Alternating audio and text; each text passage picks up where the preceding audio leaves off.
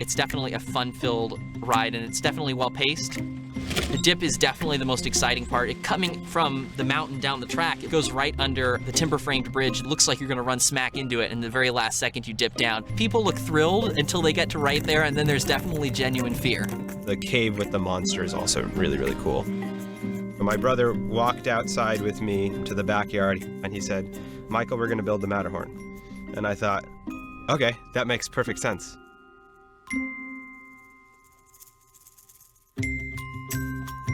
He said, we saw a backyard roller coaster on YouTube and we were like, we can do that, but better. And so my brother and I decided if we're gonna make a ride, we're gonna make a Disney ride, because those are the best.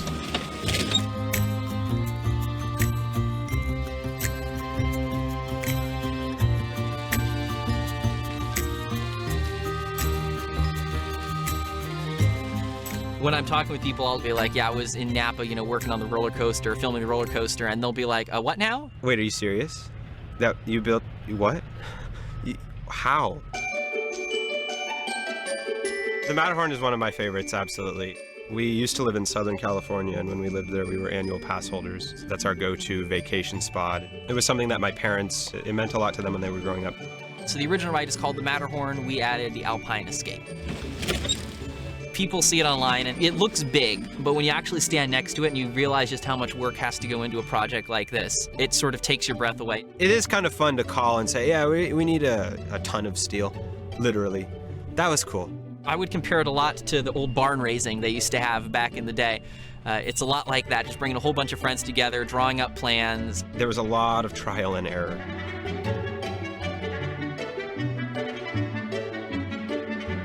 The Yeti, he wasn't in the original plan. And then eventually I just thought, if we're going to all this trouble, we might as well have the Yeti. He pluses the ride, to quote Walt Disney. And I said, hey, my brother Matthew, he could probably print you guys a head, like a 3D print, so we can actually design our own monster. And Michael's immediate response was, well, if we can do that, why wouldn't we do that? My this is awesome moment was when I wrote it for the first time. Because for me, that was when everything came together.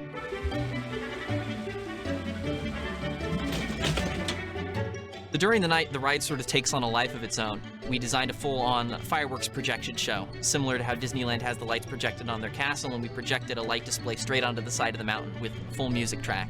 That was definitely a fun way to wrap up the whole experience. Couldn't have imagined 2020 turning out like it did. I don't think anybody could have, but I definitely think this made 2020 a lot better for all of us. It's not just the finished project, it's the journey that led to the end of that project. And all the great stories and all the great, moments, especially during COVID where it's so hard, to have any sort of fellowship. It really felt like, wow, we all did this, we pulled this off. It's definitely a one-of-a-kind feeling. The idea is to tear this down in the next few months or so to build a even longer roller coaster, this time modeled after Disney's Big Thunder. There's a lot of great memories, joyful moments that I will remember forever. I'm looking forward to the next one.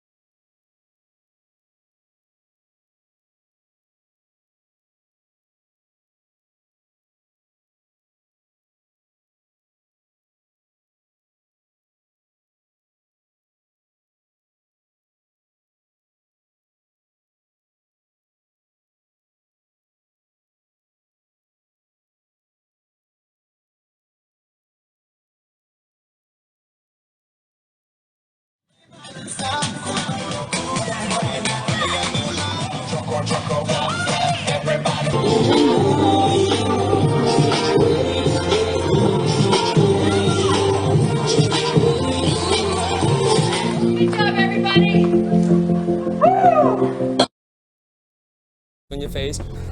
You're watching an exercise fad from the future. Floyd in the virtual reality setting.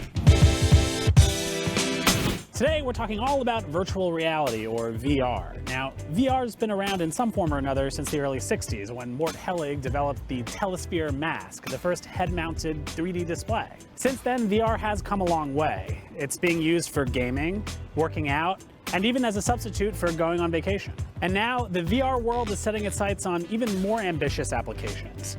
You could say that their vision is 2020. The Phoenix Police Department just announced that they'll be incorporating VR headsets into their training to help officers with empathy and conflict de-escalation. Officers will be able to walk through 360 simulations for dealing with schizophrenia, autism, and suicidal subjects to help aid their response. And VR is making its way into the medical world, too. A company called Evolve just unveiled a VR game they claim will help stroke survivors regain physical coordination. So what are some cool ways you'd like to see VR implemented in your daily life? Let us know in the comments below. That's the DailyISH for today. Thanks so much for watching. If you like the show, be sure to like and subscribe and hit the bell icon so you're notified every time Localish posts a new video. I'm Chris Casey, and remember, live like a local.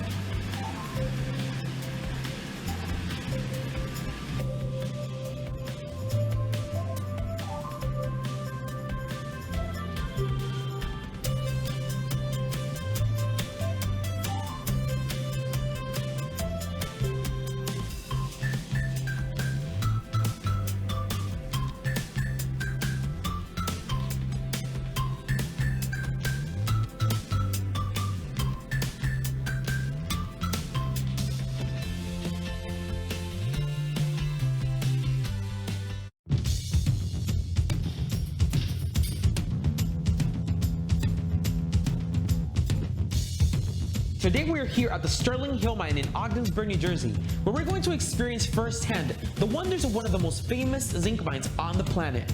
That we are the fluorescing mineral capital of the world. We are by far ahead of any other mine on the planet as far as beautiful minerals that glow under the ultraviolet light. So when you put a black light on our minerals, they pop and they're absolutely fantastic. It's just a freak of nature that we have it here in this mine.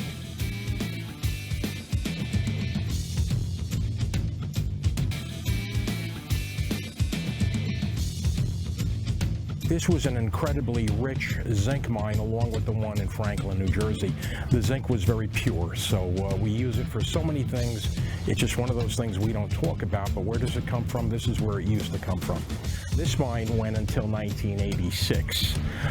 We now run it as a nonprofit educational foundation, and our mission is to get kids more interested in science. The American Museum of Natural History is building an addition to their Hall of Minerals and Gems, and it's I think it's over $300 million addition, and it's going to have the world's finest mineral specimens, the most grandiose mineral specimens from all over the planet.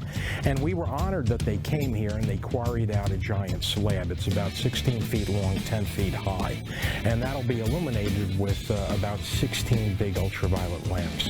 So it's really going to pop. It's really going to be we hope it's the focal point of that exhibit.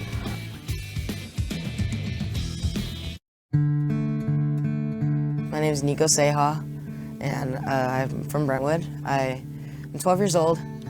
My dad passed September 15th, 2018. I have two little siblings. They're both boys, so it's kind of hard.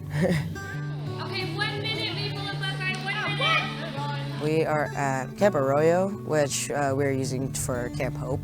And Camp Hope is basically a place where kids can come and we can talk about and connect with each other about our losses that we've had in our lives.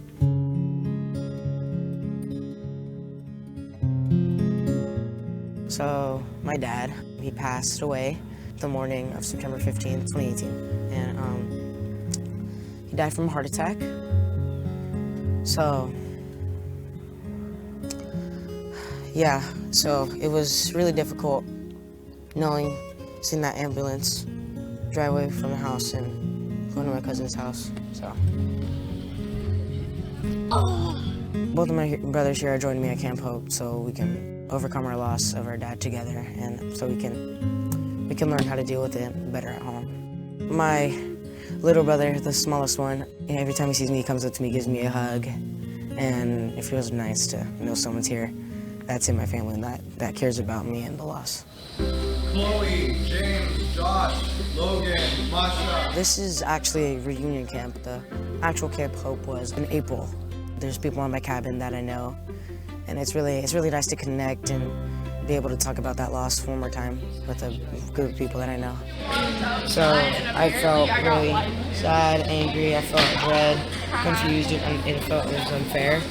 I used words that symbolized my feelings, so maybe happy, maybe even emotional, sad, words like that showed my direct feelings to the loss. Music is important to me because it helps me connect to my dad, and every time I play a different sheet of music from my teacher or my tutor, I feel really connected to him, and I feel like I'm living up to his name. In 6th grade, I felt like I wanted to quit because my soccer season was getting overloaded. But then my dad passed, and he really liked music, and I just decided to continue playing for him. Nico is such a great kid. He's I think, one of the examples of a kid that has moved through stuff. One of the things that's great about him is he's kind of a natural leader, which is great for running a group like that, where he was able to kind of open up and talk, and that he helped a lot of the other kids to feel safe with that. It was really hard, but you just gotta try your best, express your emotions, don't hide them in, because you're gonna experience so much more pain later. So express your emotions whenever you can. If you're not comfortable sharing them, that's okay. You just gotta gradually grow towards it. I think crying is a really important piece of getting through grief, especially for the guys. That's one thing that just societally we don't often get that opportunity to feel free to do that. When I was able to cry, release my emotions, it felt like I did the right thing after. I felt really good. Some of you may be going through the same experience as me, but I just want to let you guys know too. It's gonna be okay, and there's a lot of people out there that are going through the same thing as you. I'm one of them. So just want you to know that you're not alone.